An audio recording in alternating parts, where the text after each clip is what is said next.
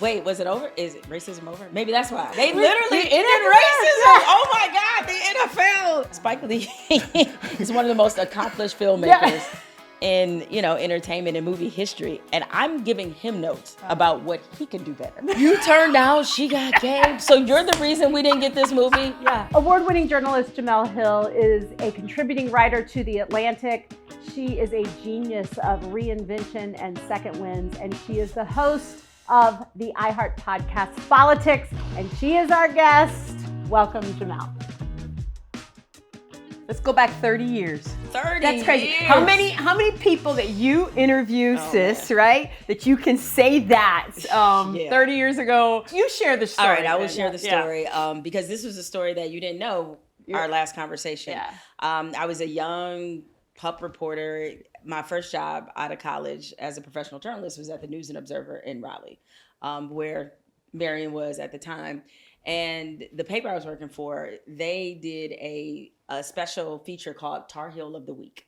And You Marion, were Tar Heel. She's a wolf packish person. Oh, did you go to NC State? No, my Okay. dad did, but I'm an ABC fan. Okay. Anybody So but we do- Carolina. Anybody? We deal with that. Okay, so you deal with that. So they assigned me to do a profile on Marion because the person who typically covered Olympic sports was not able to do it. And I'd heard loosely of her, but I didn't have like the full scope of her career. Like I remember she won a national championship because I was into women's basketball, and I knew that about her, but I didn't know about this whole track pivot. So by the time, of course I want to download, make sure I knew all the information. I go to NC State because she trained in NC State. Because you wouldn't train at Carolina. I don't know if she told you that Because part. there's way too many professionals and national champions there using the track. Here we go.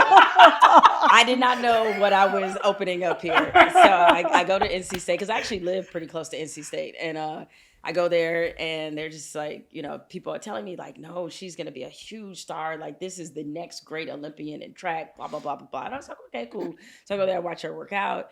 Talk to her coach, Trevor Graham, and he's telling me all these things. And as a young reporter, like we didn't have like Google like they have now. Yeah. So he's just talking about the intricacies of track in a way like I'm like, I have no idea what this man is talking about, but sounds good. Yeah, sure. Headwind, she's got to run this way.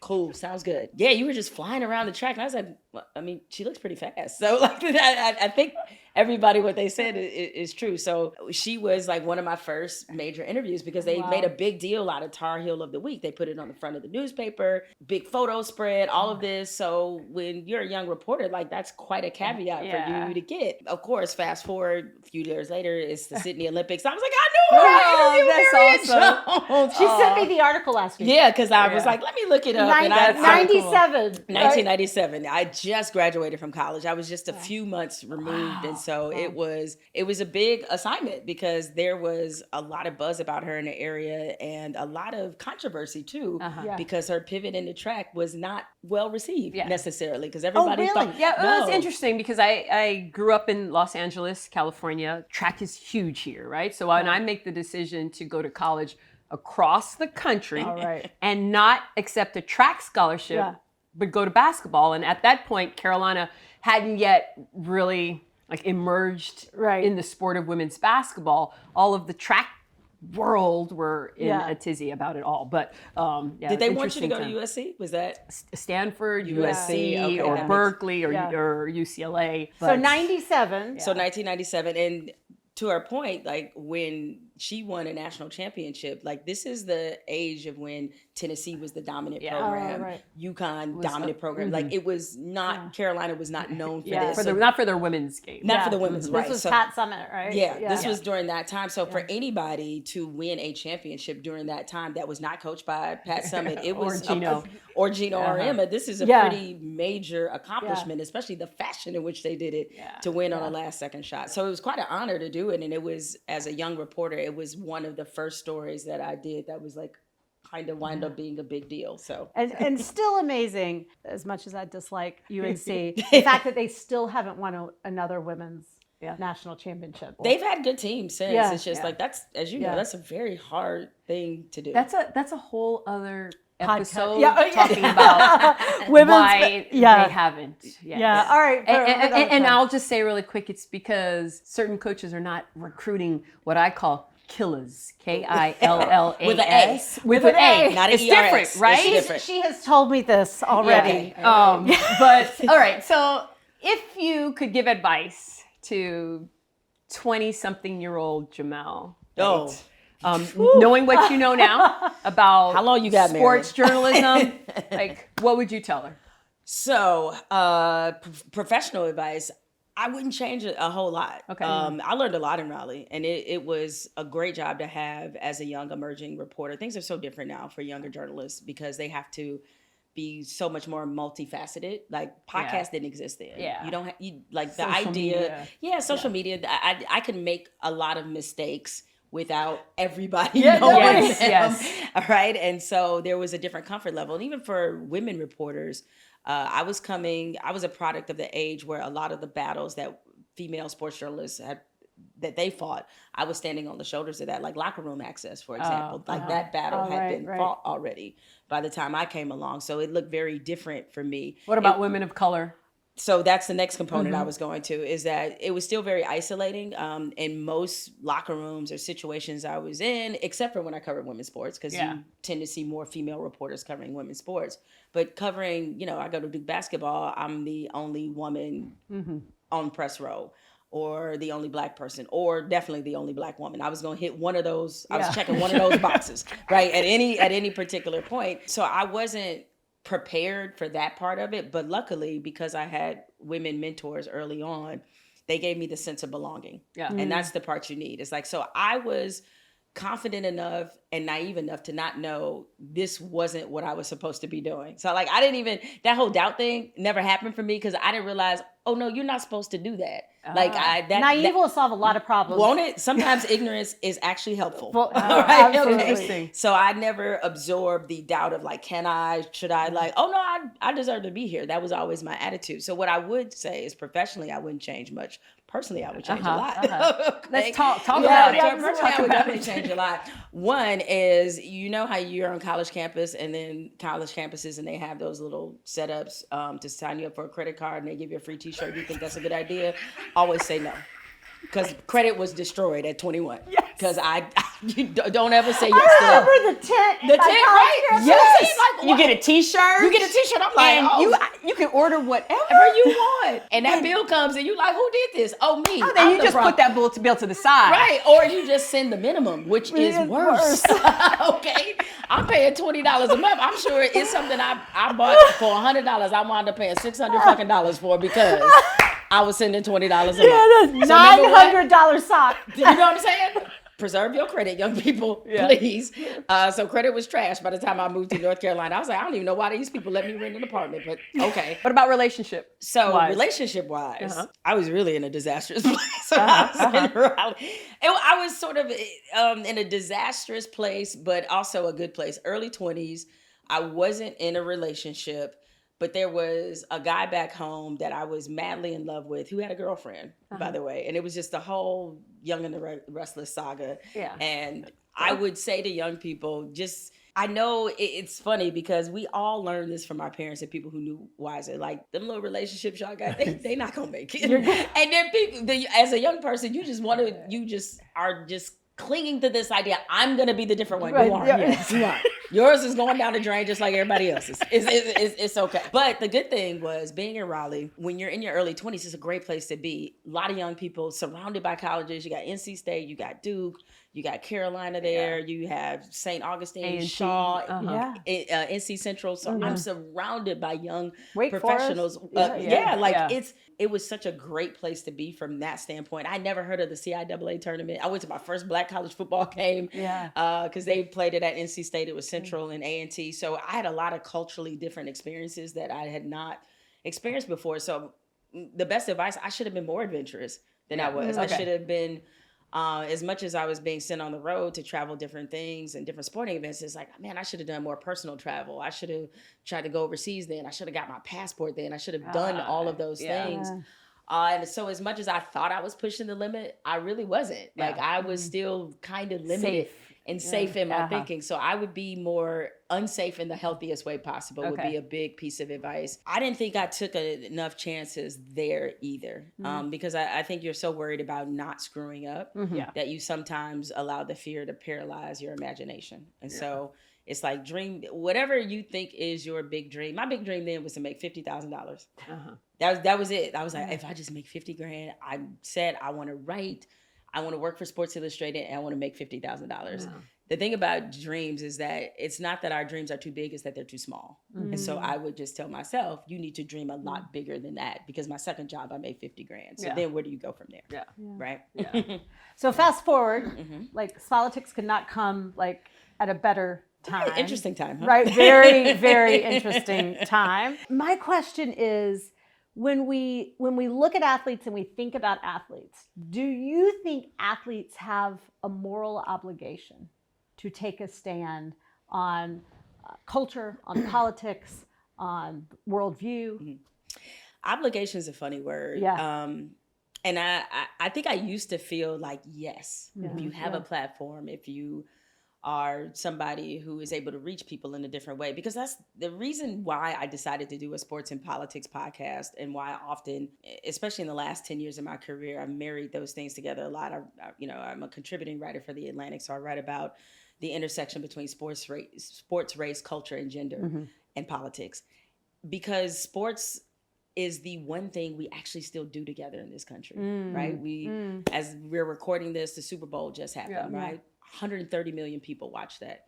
Different races, different socioeconomic backgrounds. It's the one thing that can still bring us together, because we live pretty segregated for the most part. So if you add on the other things that are also impaired in sports, it's not like sports is in its own universe and, the gender issues or racial issues are happening in a different place. They're all happening in the same place, but it might be different if Marion Jones says, you know what, this is a big issue. This is important. I used to think that the athletes in that position that have that platform were obligated. I don't think that anymore.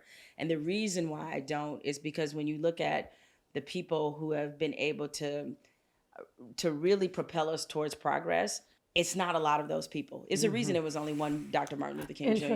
It's a reason it was only one Malcolm X. It's a reason it was only one Wilma Rudolph. It's a reason it was only one Fannie Lou Hamer, right? These are not, much like a generational athlete comes along, these are generational speakers that come along. So putting that level of responsibility on every athlete feels a little bit unfair, and everybody isn't meant to do that the same way. For some athletes, their way of using their platform to create a sense of change or positive impact might be writing a check. That's okay. Right. It might not be a voice. It might be like, hey, this is wrong. And an anonymous check. An anonymous check. Like, if that, you need to meet people where they are. And so if you are willing, and if you understand what comes with it, if you are willing to be informed, do it. If you know you fall short of the mission, and also stay away, because you might have a negative impact. Also, from the athlete's point of view, we're talking the elite athletes, they all come to it with different stuff, right? Some of them focus could be like their mental health, right? And we'll get into that in a little while, but I'm juggling that and the pressure to earn a lot of money, to fit in a certain category. You don't know where they're coming from. And so to almost put it on their plate, like you have this moral obligation, like you have something, this is big, right? Are you willing to take this on as a 21, 22, 23-year-old? I was going to say that. You take a 21-year-old kid and they just want to play ball, right? Or they want to run, or they want to whatever. And now it's like, and you better be socially conscious. Correct. And you better be political. Right. That's a lot to put on them. And on top of that, they also, you want them, the more you know these stories and the journeys of every athlete, you realize how hard they've worked. And what happens is people want them to sacrifice all of that, for something that they themselves can pick up that mantle. Like I made this argument when there was a lot of conversation about the NFL and the protesting of the national anthem after Colin Kaepernick decided to take a knee. There was one particular NFL owner, Jerry Jones, who owns the Cowboys, who said that anybody on his team that took a knee, that he was going to cut, right? And a lot of the fans were very upset. They're like, oh, how could these players play for somebody like that? They need to walk away. They need to boycott. And I was like, but you sitting there with your remote. Yeah, right. Nobody's putting a gun in your head and say you got to watch football or the Cowboys. You literally could turn them off. But you want this athlete who has spent the last 20 plus years of their life to give up everything when all you got to do is that. Yeah. Now, how is that right? Right? So I was like, if we're going to do this, yes, the athletes can certainly lead the way. And how much should they have to sacrifice? That's what I'm saying. It's like a lot of them are the first generation in their family to make money, the first generation to go to college, first generation to do a lot of things. Taking care of many people. And you want them to give all of that up when all you got to do is this. I think there's also an obligation, since we're talking about that, of these universities when they do the media training, right? And they're hopefully preparing these athletes, which they don't do, for what it looks like in regards to their money, how they speak to the media. I also think there needs to be a social impact training in these universities to prepare them, because you have such a small window to make such a big impact. 10 years is being very giving in that. You have a window of, let's say 5-6 years, right? There's a way that you could generate an impact in the world by, we have social media now. You can do one social media post a month. Yeah. And do you know how many people who are non-athletes who could care less about you throwing a football, like the followers you would get by that and the impact you would make? But that is not necessarily falls on the athlete, right? There are people who are in place that needs to prepare them for that. They don't get that part of it. Certainly not at the university level. It is a very slippery slope, because I also think they sanitize athletes a lot from these things by removing them, especially culturally, removing them from the cultures that they come from, and they're putting them in a safe box. Yeah, in a safe box. And I don't think that works. Say more about that. What do you mean by that? Well, one thing I noticed when I went to Michigan State, right? And one thing that I noticed on campus is that they had athletes living in segregated housing. So they're like in a different part of campus, or they're just with other athletes, right? So they're not even really having that necessary interaction of college with other people who are not athletes, right? And so then when it comes to academics, they're encouraging them not to take things that are a little too stressful or that would be academically rigorous, because they want them to be focused on sports. So then there's that dynamic. And then, as we know, the beauty of college is that because you're learning all these cultural and different social experiences and getting exposed to different people and different issues, it's the place where the hub of critical thinking happens. And they certainly don't want them being a part of certain causes that are on campus, because on campus, you try to figure out what everything is. You're like, what, student government, this, that, I want to be a part of this cause. They don't want them to do that either. So they're very much limiting kind of what college is supposed to be about. And so it puts athletes, I think, at a disadvantage from a social standpoint, from an awareness standpoint of being aware of what's going on in the world. You know how many professional athletes I've run into that have never voted? Never. One, especially if they're making money, is like, why would they? Coaches aren't talking to their players about the importance of voting. They're not talking to them about their civic responsibilities. They're not talking to them about having social awareness. That is not the mission. The mission is to win games. I'm having an aha, and I'm sorry. I know you're from the LA and you are not. I'm having an aha because it is almost as if they're given all of this pressure, right? And they're given this opportunity of money, but the moment something goes wrong, they have been stripped of anything that protects them, right, from the world, right, or being a part of the world in a different way. And I mean, we've heard these stories before of they make the money and you have an injury and then what do you do? But it's bigger than that. It's when you said critical thinking, that was the aha. Yeah, that's what that part to me is kind of the sad thing. Now, granted, there are plenty of athletes who have done things, in a non-traditional way, so that they're not a part of what a famous sports journalist Bill Rhoden refers to in his books, $40 Million Slave, the conveyor belt that they put athletes on constantly. Of like, your job is to perform.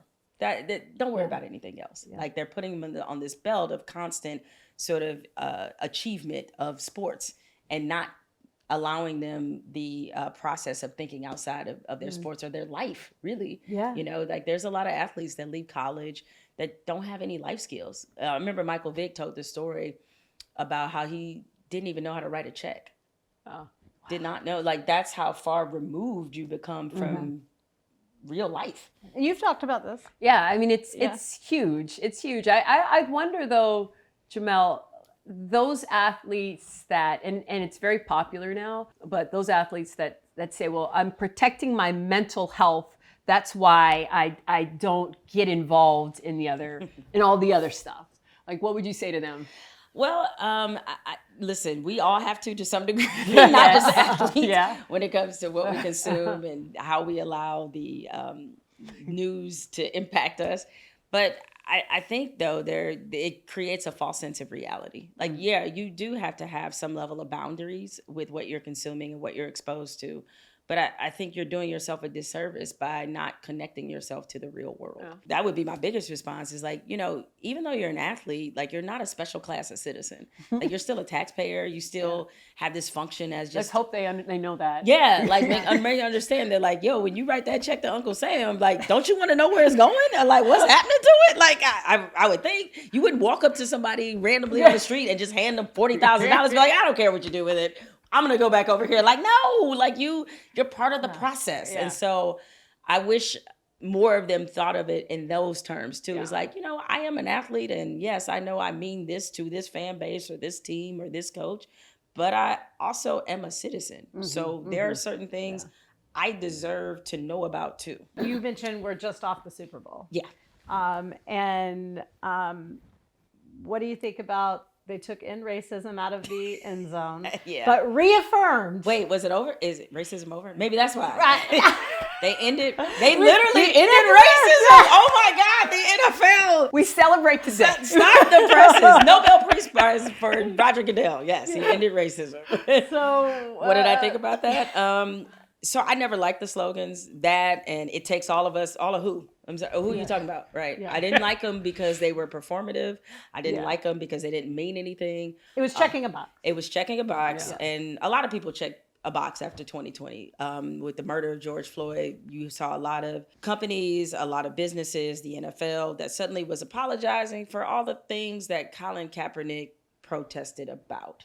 They're like, oh, we should have listened. You know how you can end racism? You probably shouldn't exile a player from your league just because he stood up for something that we all should be in agreement with, that this is wrong. Yeah. That's the best way you can solve some racism, right? Is like, don't blackball players for what they think or what they're trying to fight for.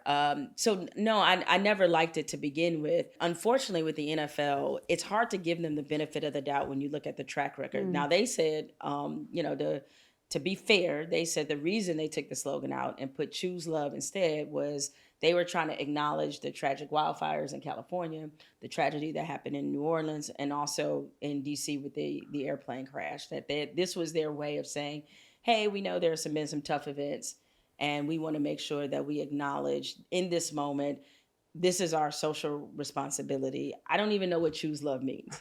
Like, can you choose hate? I mean, like, what is, I assume if you choose love, you also want to end racism. I didn't realize that you had to choose. You got to choose like which one it is. But that just, I think that if anything, it exemplifies their limits because there are problems in their own league that if they address would do a lot to help in that fight against racism. You had talked about Colin. Can you share a little bit? I know you've been working on something in the documentary. Can you just talk about that? Yeah, so Colin, the documentary is directed by Spike Lee. I'm an executive producer. And of course, this is the documentary is about Colin's experience. It's been in post-production for a while now. So now I think it's just sort of checking dotting the I's and crossing the T's. So I don't have a firm date about when this will be out, But I will just say from the experience of working with him, working with Spike Lee, it was really fantastic. Yeah. Because the thing about Colin is that he never wanted to make what he did about himself. And I know that seems weird when he's the one who did it. Yeah. But if you notice, like, you don't see him in the spotlight a lot. Like, he's not out giving interviews because he never wanted to give the appearance that this is somehow something that he wanted to personally benefit from. So he's been very careful about this.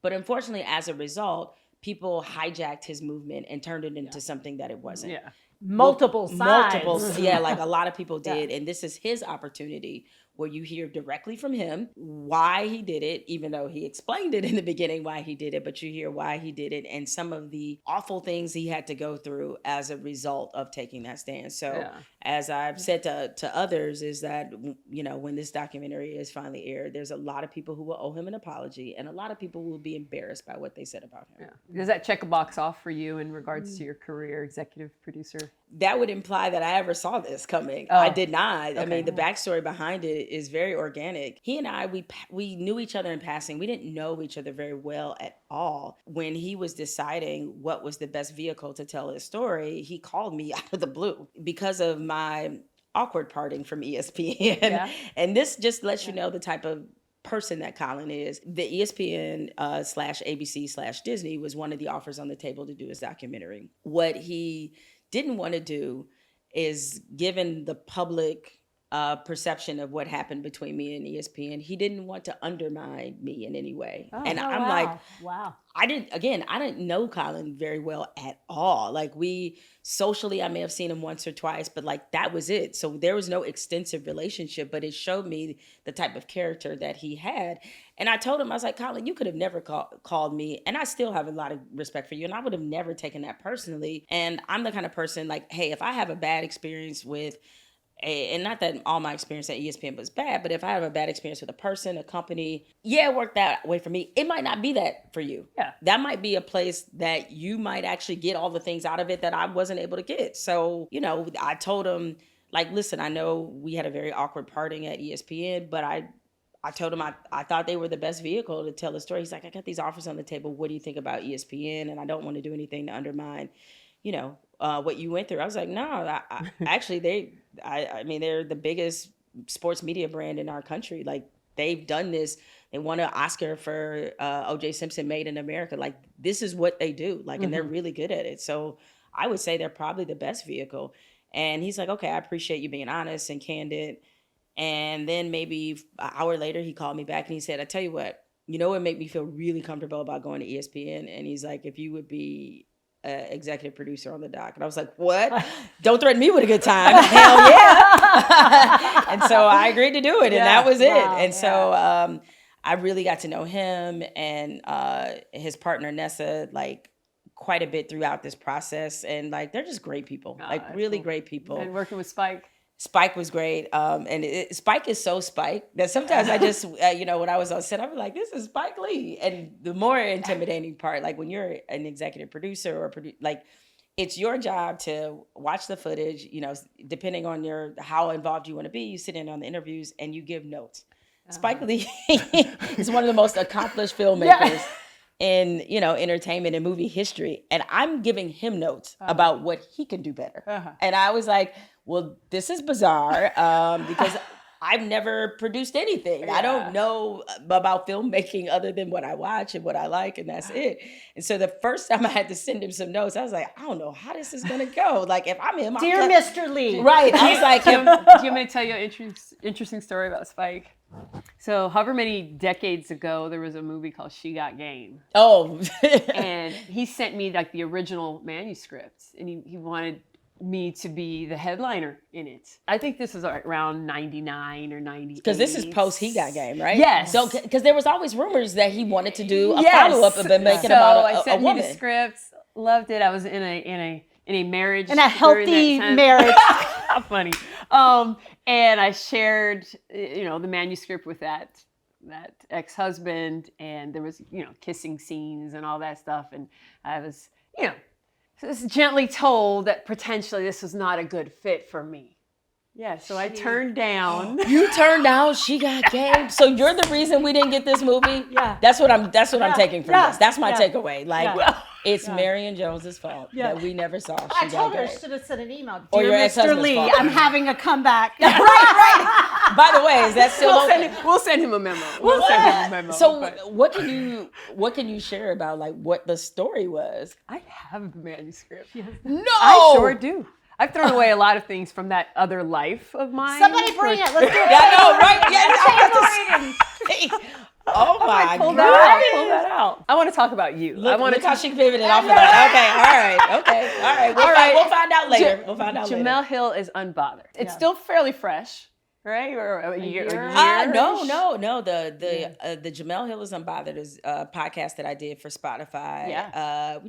I did 4 seasons of that. Yeah, so like, but it ended about a year. Yeah, that's it right. About a year or so.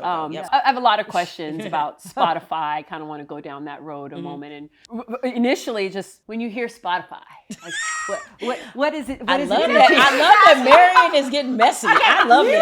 It's not messy, but I just want to. I want to hear. Translation. What the hell happened? Okay. I can answer that. So Spotify and I had a really good relationship. The whole point of Jemele Hill is Unbothered is like, I felt like that was the stage in my life that I was in, where it's like, unbothered doesn't mean you don't care. It just means like, I'm just over the bullshit of caring about what everybody thinks about everything. It's like, yo, I'm in my unbothered space. Do what you do. I'm doing what I do over here. So that was like the whole mentality going into the podcast. And right around right after George Floyd, I went to Spotify. I had an idea that I wanted to create a podcast network for Black women about Black women, because the one thing, it was an election season again. And one thing that was very obvious in the energy of the election is that Black women were leading in so many ways. And, you had Stacey Abrams that was running for governor in Georgia. You had all these Black women on the front lines, like trying to preserve democracy. And the one thing that was apparent is that like they had sort of put Black women in this box of being the mules of America. It's like, our job is not to save everybody. Our job is not to, make everybody feel better about everything. Like, this is not we are multifaceted, as all women are multifaceted, with vulnerabilities and flaws and all these things that I didn't feel like were being represented in the media space. And so I wanted to create a network that showed how we laugh, how we love, what we fear, all of those things. So they were like, that sounds like a great idea. I was like, cool, we're gonna make this happen. And as we got into it, much like companies at the time, is that enthusiasm started to go down. And it just became a real struggle to kind of create that space that I wanted to create. And we had some creative differences. We had a lot of creative differences. And I just think a lot of the people that signed off on the idea were no longer there. Like Spotify had a lot of turnover. And so it just seemed apparent. And I'll accept the fact that, to some degree, I was still suffering from a little PTSD from what I went through at ESPN. And that when I start seeing certain things, I'm like, I don't know about this, right? And so feeling that enthusiasm wane, feeling like they loved the press release more than the work of putting this together. I just decided, I had that thought, man, that to quote the great Dr. Martin Luther King Jr., is like, I felt like I was leading my people into a burning building. And so I made the decision that I thought it was best, that we part ways, part ways as amicably as we could. It was a great experience. I learned a lot there. A lot of people I really enjoyed working with there. But at the end, we were not valued aligned enough for me to keep going. What about the title? Why not hold on to Oh, I got the title. Oh, okay. Oh, I own that. Okay. Oh, Jemele Hill is Unbothered is all mine. Okay. Yeah. So, and I want people to know, too, that it's not dead. Okay. Hence why I repurposed a lot of the interviews, because when I was at Spotify, I could only show so much video of the interviews, because they want to drive you to subscribe to Spotify, drive you to listen to Spotify, not necessarily YouTube. So what I did was I took a number, I had always recorded those interviews by video. So I released them in full on my YouTube page. So you can go back and see. Okay. I had some great people on there. Kamala Harris, Mary J. Blige, like a ton of people. And so you can go now and access those. But Jemele Hill is Unbothered will hopefully live on, looking for a new home for it. Okay. But in the meantime, I created Spolitics because I thought that met the moment of where we are. I was going to ask you about 2017 and say it feels like probably forever ago, but, it does. But right now it feels but not like right now. It does. I was Right? like, it does, but it doesn't. I wrote that really poorly because it feels like right now. But you were suspended for 2 I was. weeks It was for a tweet? it was an avalanche of events. So it was, I tweeted about the president first. That was the one that generated a lot of international headlines. The White House called for me to be fired. President Trump attacked me personally. So that was one component of it. And congratulations. Hey, I carry it as a badge of honor. I'm like, all right. I mean, considering the company I'm with of people that he has publicly attacked, I was like, I feel pretty good, So that happened, and that obviously created some tension between me and ESPN. And then what got me actually suspended was I told the story about the boycott or about Jerry Jones and how fans were very upset about what he said about cutting players that took a knee. Meanwhile, he had no problem signing someone who choked a woman in a bathtub. Yeah, had no problem signing him. Didn't cut him. Gave him a contract. But somebody who stood up for something, you got to go. So when I said that about how the fans, if they were that upset that they need to take on the responsibility instead of asking the athletes, the ESPN has a multi-billion-dollar partnership with the NFL. So I understand that suspension. When you mess with the church's money, this is what happens, right? Yeah. But I was willing. I'm like, I'm good with taking it. It is what it is. Yeah. Like I said what I said. I'm not taking it back. You got to do what you got to do. I got to do what I got to do. Yeah. And I'll sit in time out. Hey, I'll sit in time out. It's just sometimes that's just the way that it goes. And so that is what created this suspension. But it also showed me something else. And this is what I was referring to with that PTSD. The way I was raised in journalism, especially because I came the newspaper route, I never thought about working for ESPN or being on television or being in situations like this. Mm-hmm. I wanted to write. I wanted to work for Sports Illustrated in particular because that's what writers who wrote about sports did. That's what you aspired to do, like these long, weeping, dramatic tales of athlete perseverance and struggle. Like, that's what I wanted to do. The thing about it is that the way I was raised in journalism, when you're in the print game, the number one of the cardinal rules is you never let City Hall come after your reporters. It's a creed that we live by. Mm-hmm. It's like City Hall comes after your reporters, we stand the line, right? Because that's part of a democracy. Yeah. You got to have a free press for democracy to work. Yeah. And you can't let government officials pressure you about your reporters. Mm-hmm. So when ESPN, the regime at the time, when they didn't stand up after Trump said that about me, that's when I knew it was time to leave. Yeah. I was like, we probably good. Mm-hmm. Like that, there's a trust that's broken there that can't be repaired.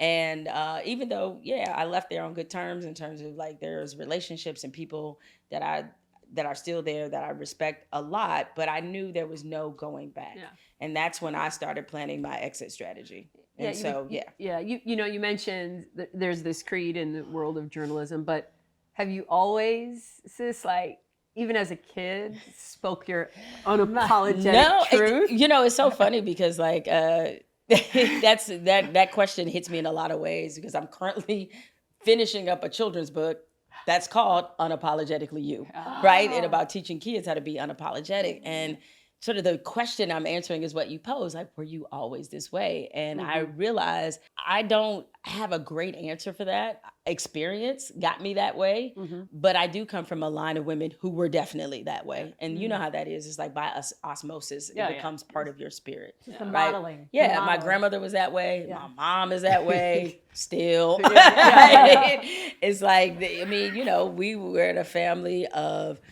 people that like when they had a point of view, they defended it, and you had to learn how to defend your point of view.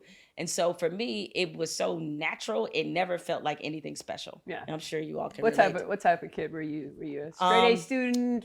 I was a good student. Okay. I had one bad year in 8th grade. Math was my kryptonite. Good Lord, I was like most journalists cannot do that. I took a Venn diagram class. That helped. Well, why? So I could pass math. So you could pass math. I was like a Venn diagram. That is very specific. Yeah, but it's just drawing circles. Nah, math and science, man. I was like, believe in science, can't do it, but like believe in it. Yeah. And so I was a curious kid. I had all the traits of a journalist, curious, wondering why things worked the way they did, big reader, love language, love storytelling, all those things, and I love sports. Yeah. And so I was very different. How did you fall in love with sports? Oh, I don't remember ever not loving sports. Yeah. It's like breathing. I neighborhood tomboy, used to be with the boys playing football, playing whatever. I unfortunately was not blessed with a tenth of the speed that you're blessed with, but I played fast pitch softball. That was like my sport. Wasn't it such a big deal, like in those neighborhood games when you're picked by the boys? Oh man, like that was everything. You need to understand something. You know my love of sports, right? You know it. I was always last for dodgeball. Always last. I was always last. I love dodgeball. But I love sports, so you can overcome. You can overcome. But I find that when your older brother, I have one brother, 5 years older than me. When he picks you, that was it. That had to be it. Right? That's like the Olympics, right? People are like, wow, Mary in the Olympics. No. I achieved the greatest moment in sports when I was 8. That moment sounds like on Good Morning America. My mother was a basketball coach, and a phenomenal basketball coach. And my mom would go, "Sweetie, I understand why they're not picking you." Mama was like, "I'm not sugarcoating this." Yeah, I played basketball for her JV, and she was like, "We're gonna put you into foul. You go in and foul them. That's what I need you for." Oh, wow. No, but you're right. Like, I mean, when we played football in the streets, like they picked me to be quarterback because I had an arm. I always had an arm. I played a shortstop in high school, and I played center field too when I was coming up through like PAL League and, did some AAU and all that kind of stuff. So yeah, I love the competition. I love sports. I love watching sports, but I also love to write. And in 10th grade, I started writing for my high school newspaper. And I was hooked. Like I never tried to do anything else. And it really, the amazing part about it is like, I'm in 10th grade, or I've grown up in Detroit. This is a majority Black city. I live in the inner city. I didn't know any sports journalists. I got exposed to them later.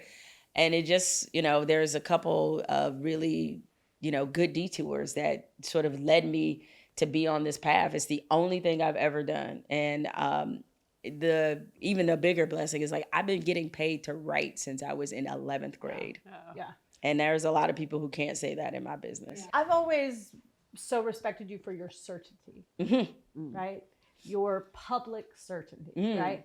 And now in this conversation, I'm also like, obviously this is Second Wind podcast. It's about how do you get your second wind, reinvention, your comeback. And I'm realizing like the absolute, you're always reinventing. Like it's almost like you've taken on a second wind as your permanent state of being.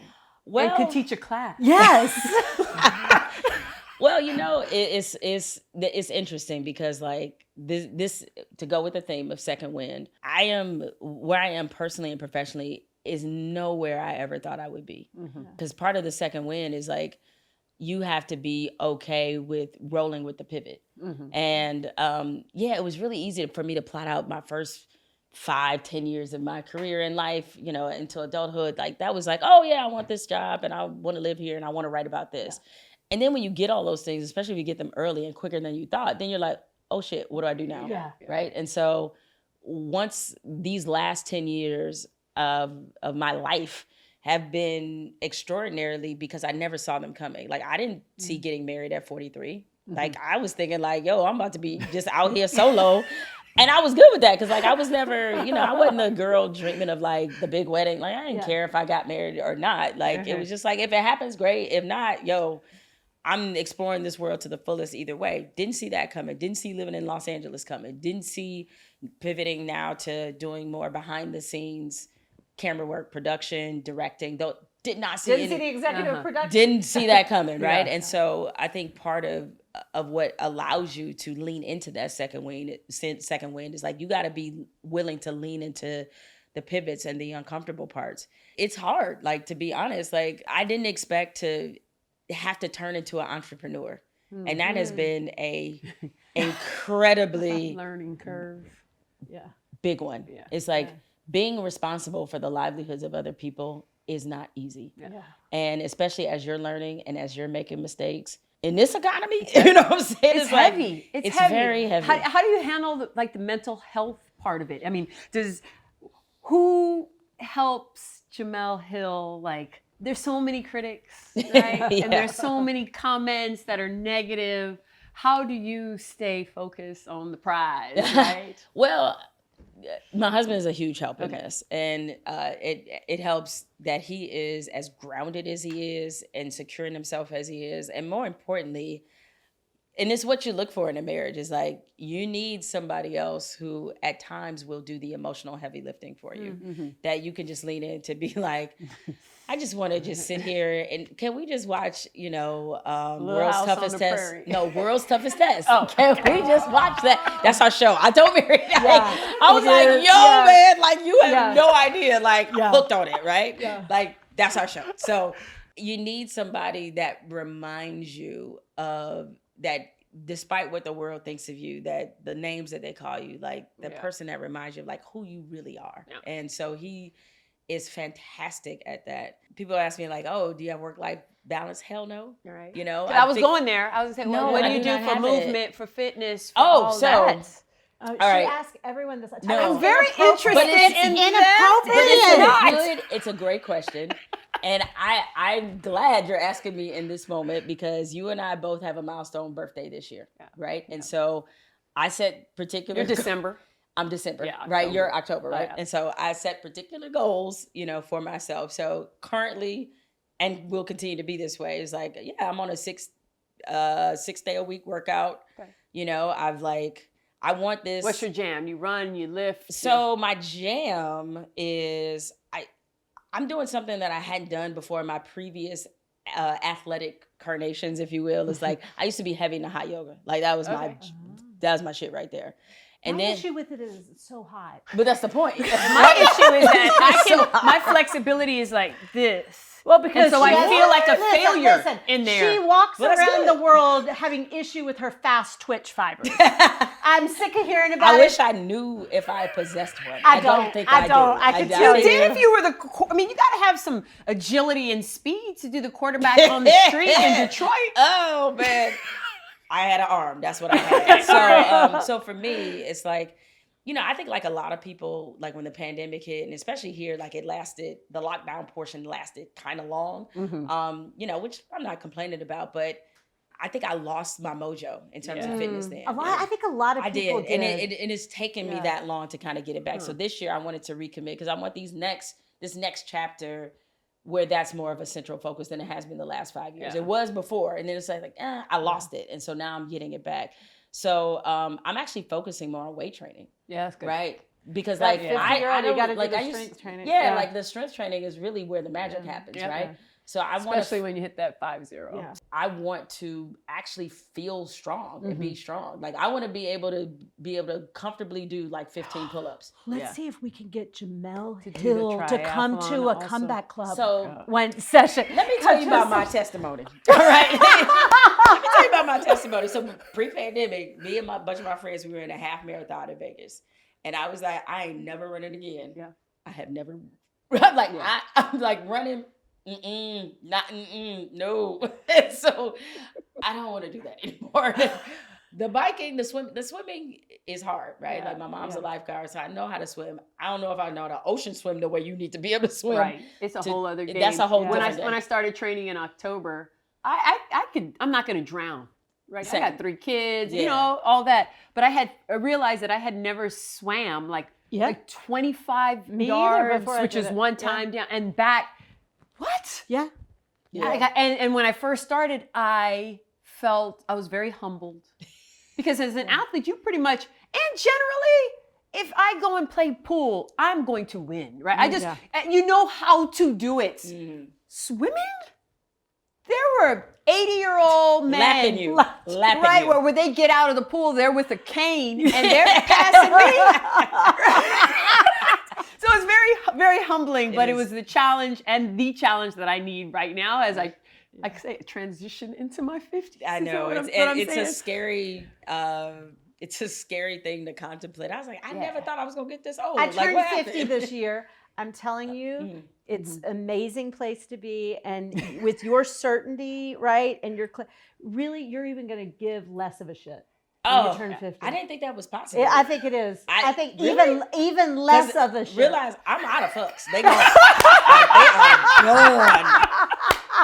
I don't know where they went. Somewhere. I was like, all right. Well, you dealt with the fucks. Now it's less of a shit. I will have a negative amount of fucks. I'm comfortable in that space. I'm comfortable in that. I love it. But no, to your point, like I want this to be the healthy transition that I need, because it's not just about 50. Yeah. It is about just what are these next 20 years? And then plus my husband makes me sick because he just Does he work out? does he? Yeah. I joke with him about this. When we first started like dating or whatever, and I saw him with his shirt off, I'm like, so what am I supposed to do with that? Like he got abs. And also, what's upsetting a lot of times with men in particular, like they don't have to do anything. Like you can do 2 chest press and you come in and he just thinks about losing weight and it's gone. And I'm like, what? Yeah. Serious. Like you make me sick. I will challenge you though. Let me tell you, I found now that as you get a little older and you cross that 50 threshold, by every year setting a challenge for yourself, a goal of some sort. It don't got to be. That's how we met. It don't got to be a half marathon, right? Yeah. But some type of because. I think you're right. Just hearing what you said, there is some competition. Like you like some competition and potentially finding something to train for. Yeah. Right? No, I'll put that in the universe. No, I think you're right. Yeah. Because typically what it has been is vacations. Like we're really big on travel. Like I've probably been to 40 countries, right? And so, training for a trip is one thing. Like be like, oh, when that 2-piece come out, I want to be like blah blah blah, right? I was going to say, wait a minute, training for vacation? Yeah, I didn't know that was an option. No, you train for That's a vacation. thing. That's a thing because you get a lot of pictures. Your hair is done for the vacation. Your nails are done. Right. You got the sun. Wait. Kissing you. I was in the pool at 5:30 this morning, and I could have been training for a vacation. Yes, you should. Like you want to look a certain way on vacation. You have done me wrong. It's true, but I think you're absolutely right. I'm gonna figure out what that is because I don't necessarily want it to involve running, but it should involve something that I can say like, hey, this is my goal. Like he's really good at that, and so like he, with his milestone, a milestone, like with his abs and his healthy eating. I'm just over there with my cookies, like you just make me sick. No, but let me tell you also, you will find people, women in particular, women of color who are also, getting older, like to inspire a group of people, a group of women. It says something and it's inspiring. Like even me sharing that I'm attempting the triathlon, which is not a sport where we don't see many of us in. And they're like, wait, she's 50. Wait, she's swimming? Yeah. In open water, right? Which is a whole other thing, and there are other animals in that water. You know what I'm talking about, right? Like we just generally, when women of color and people of color, they go to the ocean, they're not swimming in the ocean. Nah, we're going to frolic, to splash, to take a picture, right? And the minute we see something in the water, we're on the beach. Just so you know, there's a reason you ain't see us in Jaws. There's a reason why we ain't there. You know, when white women see something in the water, they run too. Yes, that is true. It's like there might be some Cedric pictures. the entertainer said you run to the danger. Yes, it's like why are you running to it? You're supposed to go the opposite way. Like if I pick up and start running right now, Marion be right behind me. She'd probably be ahead of me. She gone. Well, the minute you react, it's like where we go? Which way? I don't need to know why. Cedric said, I don't need no run coordinator. I don't need none of that. She started running right now.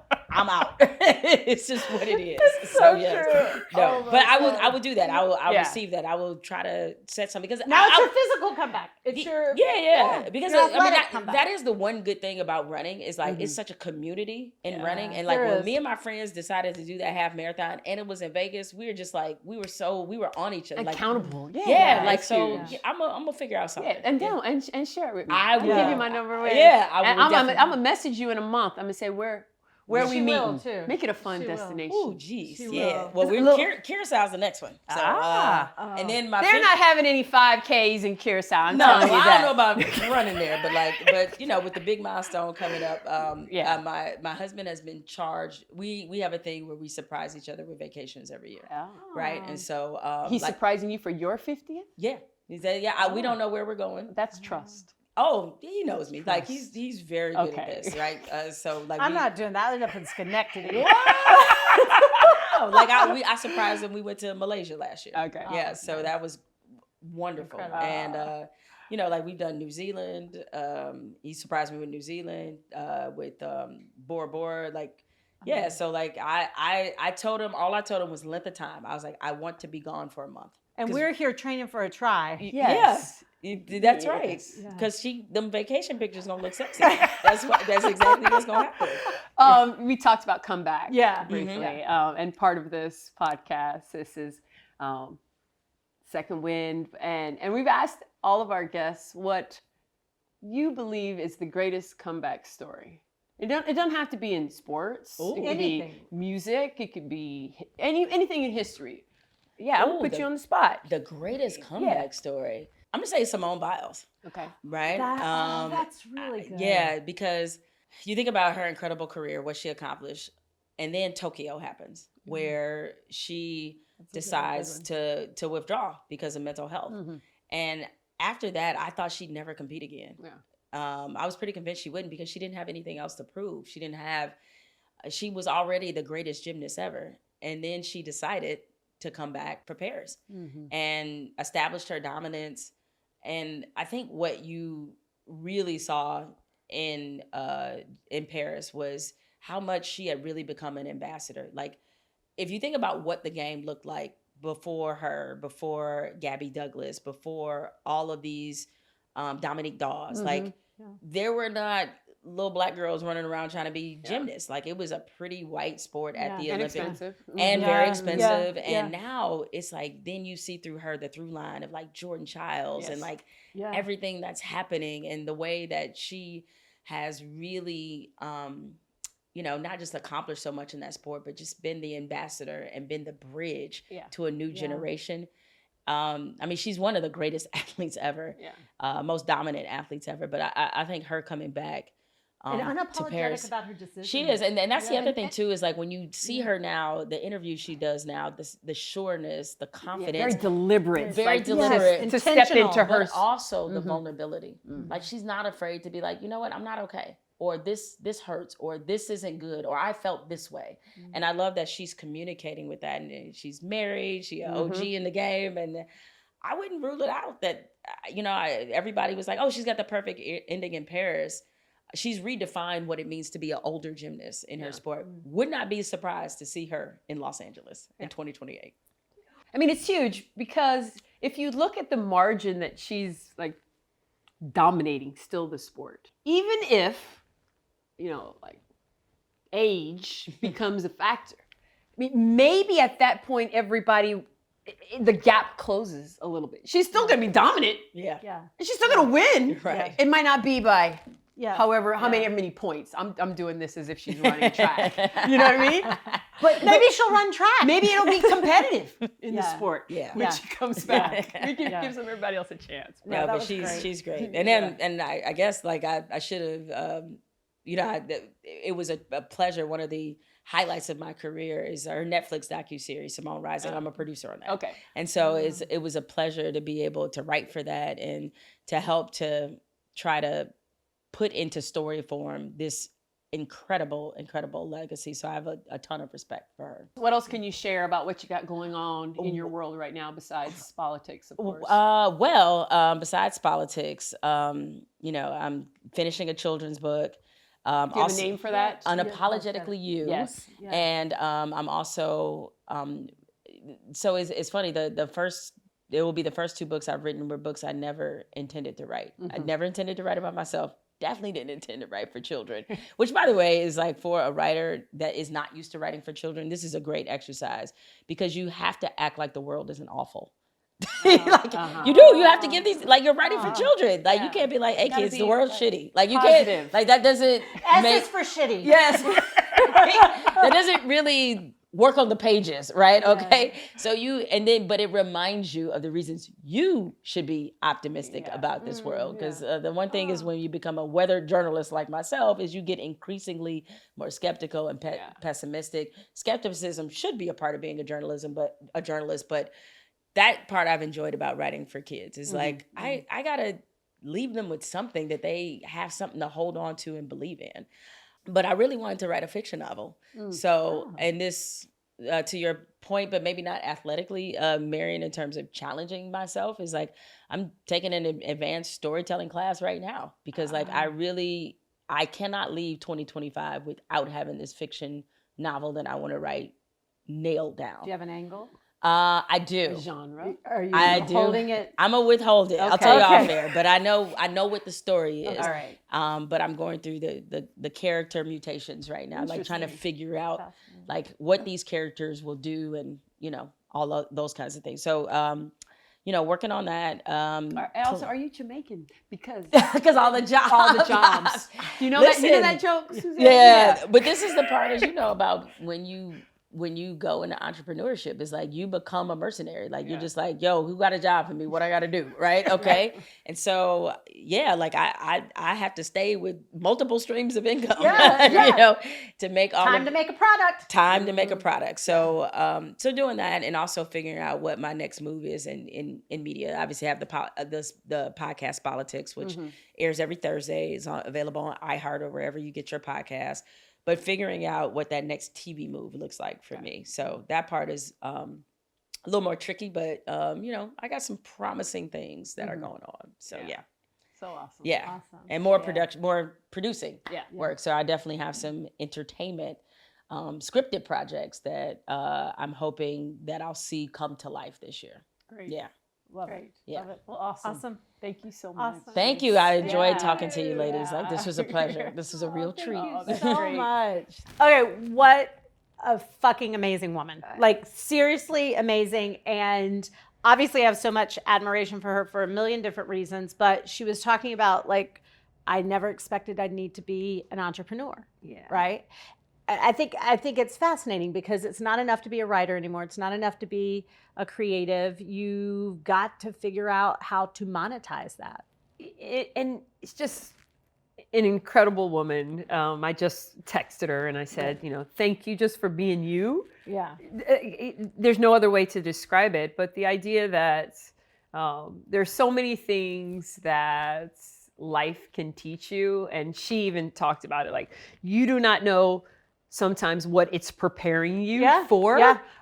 And the fact that she knows how to pivot quickly, take on opportunities, turn down certain things. It's really amazing. Yeah, children's book, fiction book. Yes. Right? Like all writing notes to Spike Lee. Right. I love that. So Cam said this in his interview that he was like, I don't remember exactly how he said it, but he said such a nod to you because you were one of the first people, athletes, to open the doors of big brand deals and big, and now we know, you have had kids in college and some of them athletes, and you're always like, you gotta kind of start early now because there's a brand and a business behind the athleticism. I think of Jared McCain, right? Yeah. My 8-year-old son's a huge Jared McCain fan, and whatever he has now, multiple million followers. And,